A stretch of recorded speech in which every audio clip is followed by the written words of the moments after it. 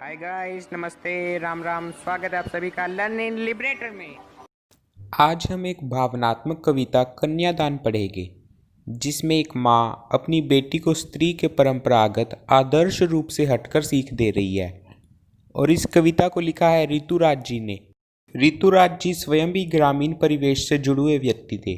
तो कविता शुरू करने से पहले उनका संक्षिप्त में कवि परिचय देखते हैं। उनका युग था आधुनिक युग। भाषा वे प्रयोग किया इस कविता में हिंदी सरल व सहज। छंद है मूर्त छंद और रस वत्सल रस। तुम्हें पता ही है वत्सल रस ममता वगैरह से जुड़ी हुई कविताओं में यूज होता है। फिर शब्द उन्होंने यूज करे है तद्भव व देशी शब्द। और शैली, क्योंकि ये भावनाओं से जुड़ी हुई है तो भावनात्मक शैली। यहाँ एक माँ की कन्यादान से पहले की पीड़ा व्यक्त की गई है। कितना प्रामाणिक था उसका दुख लड़की को दान में देते वक्त, जैसे वही उसकी अंतिम पूंजी हो। कवि कहते हैं कि माँ को बेटी अपनी अंतिम पूंजी जैसी लगती है, क्योंकि बेटी माँ के सबसे निकट होती है और उसी से आमतौर पर वह अपने सारे सुख दुख साझा किया करती है और उसी को अपने जीवन भर की धरोहर मानती है। इसलिए उसे कन्यादान करते वक्त इतना दुख होता है और अपनी अंतिम पूंजी जैसी लगती है अपनी बेटी। लड़की अभी सियानी नहीं थी, अभी इतनी भोली सरल थी।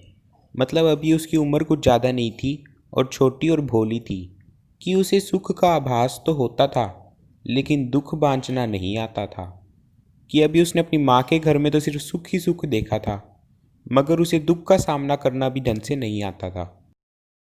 पाठिका थी वह धुंधले प्रकाश की, कुछ तुकों और कुछ लयबद्ध पंक्तियों की।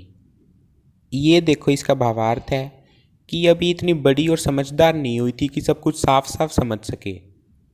वो एक कविता को पढ़कर उसका लय तो समझ सकती थी, उसका मतलब काव्य सौंदर्य तो ऊपर ऊपर से समझ सकती थी, मगर जो उसका मूल भावार्थ है, जो गूढ़ है, वो नहीं समझ सकती थी। कहने का तात्पर्य है कि ये ससुराल का, विवाह का बाहरी सौंदर्य रूप रंग तो देख सकती थी, मगर ससुराल में जाने के बाद जो उसे आंतरिक दुख सहने पड़ेंगे या सबसे बना के चलना पड़ेगा, वे अभी उसे नहीं आता था। अब माँ उसे समझाती है। माँ ने कहा, पानी में झांक कर अपने चेहरे पर मत रीझना। आग रोटियां सेकने के लिए है, जलने के लिए नहीं। वस्त्र और आभूषण शाब्दिक भ्रमों की तरह बंधन है स्त्री जीवन के।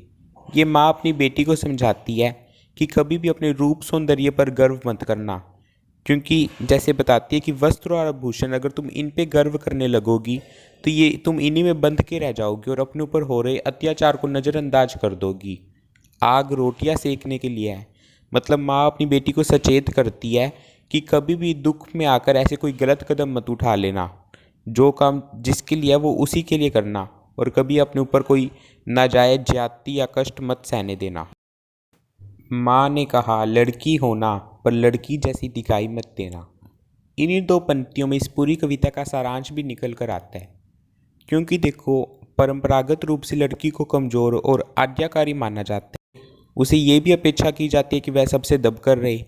लेकिन माँ कहती है कि तुम ये सब अपनी जिम्मेदारियां तो निभाना, यानी लड़की तो होना, मगर लड़की जैसा दिखाई मत देना, कि बाहर से किसी को भी अपने आप को कमज़ोर मत लगने देना।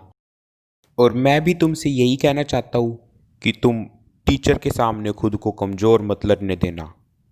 और मैं तुमसे मिलूँगा किसी अगले चैप्टर में।